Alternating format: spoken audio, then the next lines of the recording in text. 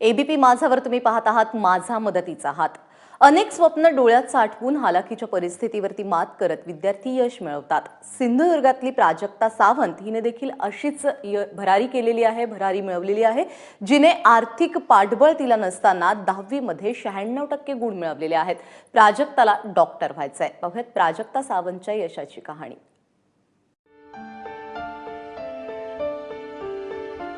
कुडाळ तालुक्यातली साळगावची प्राजक्ता सावंत। प्राजक्तानं 10वीच्या परीक्षेत तब्बल 96.80% गुण मिळवत शिवाजी मराठा विद्यालयात पहिला क्रमांक मिळवलाय। घरच्या हालाकीच्या परिस्थितीची जाण ठेवत प्रचंड मेहनत आणि चिकाटीच्या जोरावर प्राजक्तानं हे यश मिळवलंय। ती पहिल्यापासूनच अतिशय हुशार आणि अतिशय रेग्युलर अशी मुलगी। कुठल्याही सांस्कृतिक कार्यक्रम असू दे किंवा क्रीडा स्पर्धा असू दे, सगळ्यामध्ये तिथे हिरीने ती प्रत्येक स्पर्धेमध्ये भाग घ्यायची। आणि ती घरची परिस्थितीसुद्धा खूप बेताचीच आहे आणि अशा परिस्थितीतसुद्धा तिने कर्तृत्वाने किंवा अतिशय प्रामाणिकपणे अभ्यास करून केवळ शिक्षकांच्या मार्गदर्शनाखाली कोणत्याही प्रकारचा बाह्य परीक्षा स्पर्धा किंवा क्लास वगैरे बाहेर नसून सुद्धा तिने चांगल्या पद्धतीनं हे यश संपादन केलेलं आहे। दररोज सकाळी 5 वाजता उठून 3.5 किलोमीटर पायपीट करत शाळा गाठायची। संध्याकाळी शाळेतून आल्यानंतर आईला घरात आणि शेतात मदत करायची आणि त्यातून वेळ काढून नियमित अभ्यास करायचा। अशा मोठ्या जिद्दीनं प्राजक्तानं हे यश मिळवलंय। मला तर फार आनंद होतो की तिला 96.80% पडले। ती जवळजवळ 3.5 किलोमीटर चालत जायची, इथून पुन्हा घरी यायची थकून बिकून। त्यानंतर तरी सुद्धा तिने छान अभ्यास केला, खूप मेहनत घेतली। सकाळी 5:30 वाजता उठून ती अभ्यास सुद्धा करायची, मेहनत घ्यायची खूप। त्यानंतर आईला मदत करायची, आम्हाला सुद्धा मदत करायची इव्हन अभ्यासामध्ये। ती पहिल्यापासूनच हुशार होती। सोबत स्पोर्ट, इतर कार्यक्रम वगैरे असतील शाळेमध्ये तर सगळ्यांमध्ये भाग घ्यायची।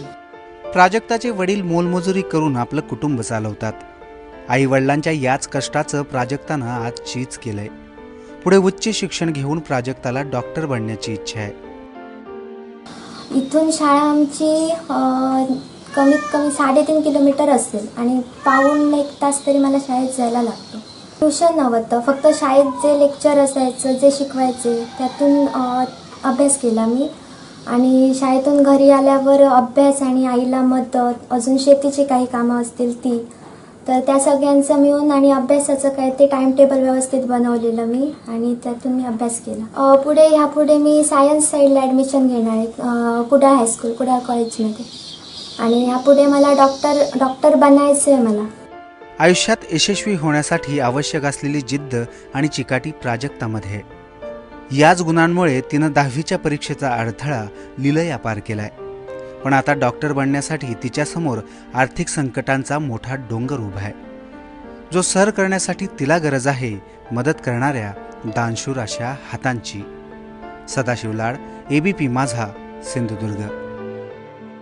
आपल्याला जर यांना मदत करायची असेल तर 2 संपर्क क्रमांक आहेत। एक आहे नितीन भालेराव, त्यांचा संपर्क क्रमांक आहे 98 90 93 48 03, 9890934803। आशिष काटकर यांचा फोन नंबर आहे 99 30 23 31 71, 9930233171।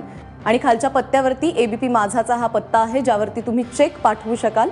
ABP news network 301 Boston house, Suren road, Andheri पूर्व, मुंबई 400093। त्यामुळे मदतीचा हात तुम्ही देखील देऊ करू शकाल।